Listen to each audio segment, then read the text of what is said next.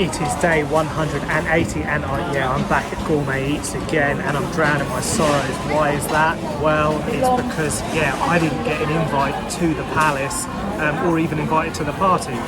Well, no, I did really, but I decided to let Sarah go out with her very good friend Alexia and explore for herself. And have I decided to drown my sorrows?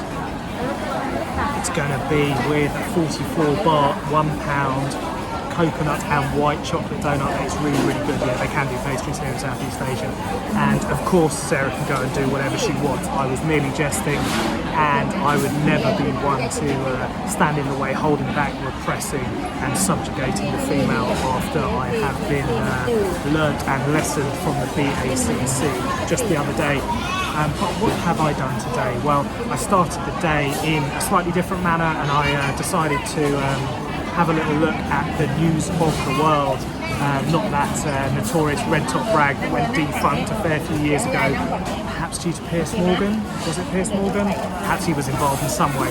But anyway, it was a scandalous, scurrilous and thoroughly terrible newspaper that met its maker, thank God. But I did have a little look at what was on the tonsils and tips of the tongue of the paparazzi and propaganda advocates, and that was the story of, Will Smith, he is still in the news and he's still getting humiliated by his wife in public in front of everyone. She's a witch of a woman, and I don't know why he puts up with it, to be honest. He is under the spell, but perhaps maybe my sympathy was lost on him a little bit after he slapped Chris wrong. It was a low blow for sure, and an emotional man who can't control your emotions. You're a danger to yourself and you're a danger to other people. So no sympathy there, if I'm honest. And also Red Bull BC1, the Paris camp. Someone hit a crazy double air flare, and it was Crazy Monkey. And that is the move of myth and legend from when I was dancing. That's absolutely insane. He caught it to his elbow, but he carried on to a flare. And big props, that's insane. And I'm sure it's been added to the Akashic record almost instantly, and people will be comboing and doubling it up in no time.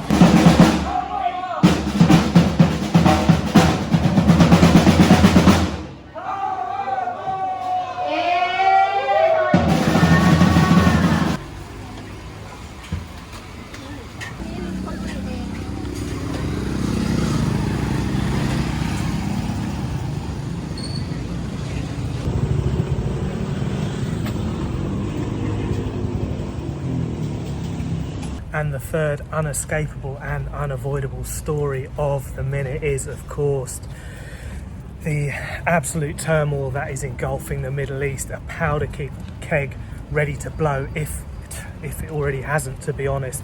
It's kind of worrying, as I do feel this is going to be a long conflict, and one that is not going to be resolved easily.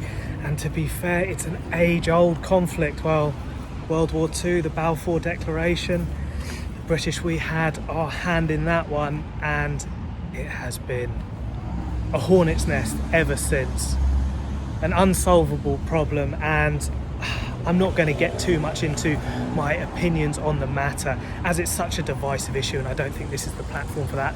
And to be fair, I'll know, as you probably will, people who sit on both sides of this argument, and so sometimes it's best to play your cards close to your chest and wish safety for all the civilians that are trapped in this most terrible of situations.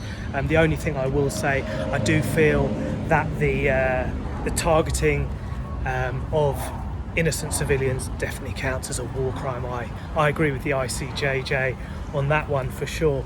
But how does this story relate to perhaps the journey that we're here on in Southeast Asia? Well, I guess it does represent the fires that are springing up all over the globe, as there is a restacking of the deck in terms of hegemony, who rules the roost. And I think this process has been going on for a fair while now, to be honest. I think we have been involved in the early stages and soft power aspect of World War III for numerous years now. It starts with propaganda and rhetoric, undermining a country's character and demonising their leaders and people, financial attacks, trade wars, tariffs, barriers, all these kind of things that perhaps people don't see as war, but yeah, they are. And I think the intuition in me tells me that someone creeping up behind me. No, my ears are playing tricks on me.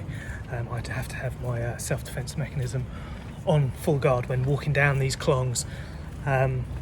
Intuition does tell me that big symmetrical warfare is on the horizon, and when that happens, I feel that the whole world will be dragged into it. And one of the reasons that we decided on these travels, here's the tenuous link, is that we wanted to see if we could live somewhere else. Perhaps if things did get bad back in the UK, there were medical reasons why we came. There were, it was try something new, take a risk, go on an adventure.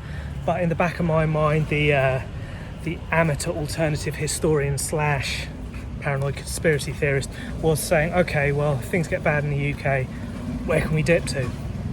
And I'd had my eye on Asia, and I wanted to check it out. And having come here, I definitely, should I carry on walking down the Khlong? I think I will. I definitely do feel that the first world is going to be in Asia. I feel that transition is happening. Oh, and I am slipping.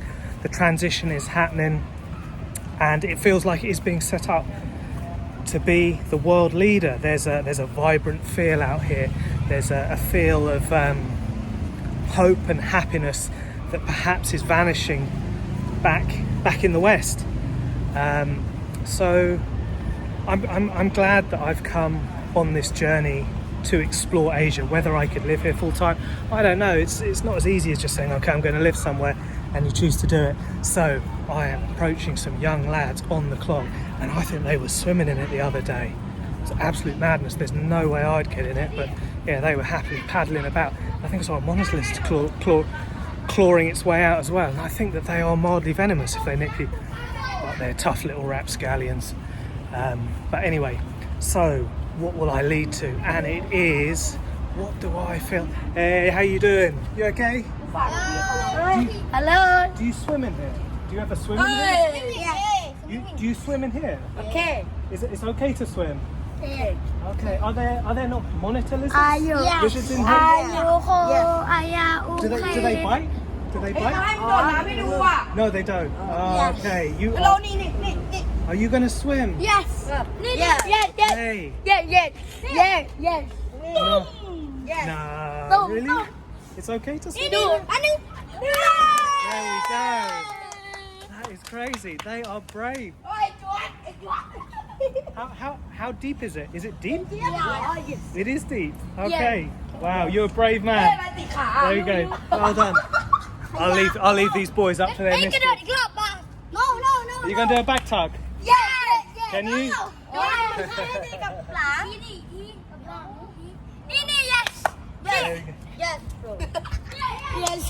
Is he going to do a back tug? I don't want to encourage this in case someone hurts himself. He's going to die.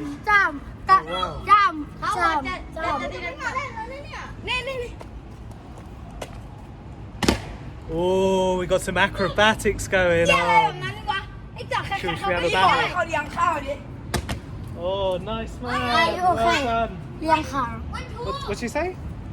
Yakao. I don't know. I know Sabaidi my cup. Sabaidi. There we go. Let's see if I've got a little bit of check. See you later. Take care, guys. There we go. What a cool little bunch of kids. Yeah, I gave him a few baht, and yeah, the kid, he just legged it off quick.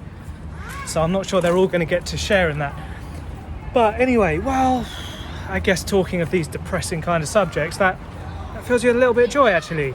Walking down, meeting some kids who are enjoying being kids, and yeah, nice, personable, having a laugh, and yeah, not wanting to rob you. So yeah, anyway, what are my takeaways from the current situation? I've really rambled here, literally on my walk and within my the scape of my own mind. Anyway, okay, where have we come out? So we have come out.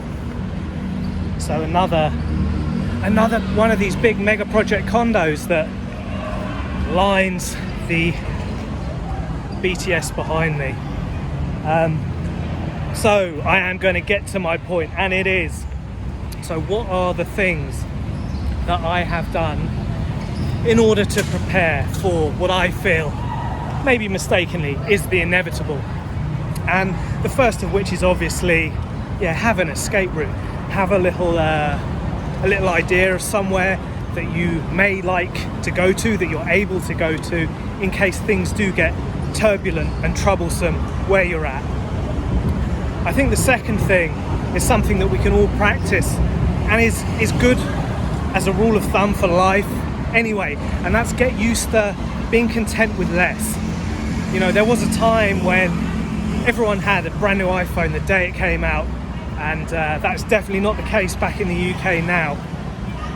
So don't be so attached to these material modes of living, and don't let your happiness depend upon them, because they can very quickly disappear. I would also say your consumption in general, even when it comes down to things like water, electricity, supply chains are very, very fragile, and these things break down very quickly, as COVID-19 taught us. I would also say get rid of your debt.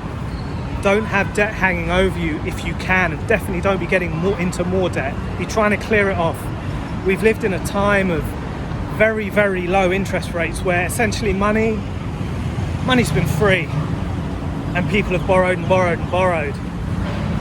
And it only takes a very, very minute uptick in interest rates, which is happening at the moment in the UK, and all of a sudden that house of cards will fall, and the UK housing industry is on thin ice, in my opinion, right now. And I think a lot of people might be losing their homes in the not too distant future.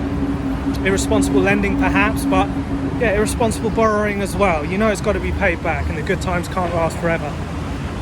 I would also say spread your assets, minimize your risk. Take advice from a financial advisor, I'm not one, but be invested in perhaps a bit of property, a bit of crypto, a bit of gold, a bit of silver, maybe some financial instrumentation, and be able to weather that storm wherever it might hit in the economy, and try and have something saved and safe. What else would I say? I would say also, get digging that bunker, storing food. That's what I've done.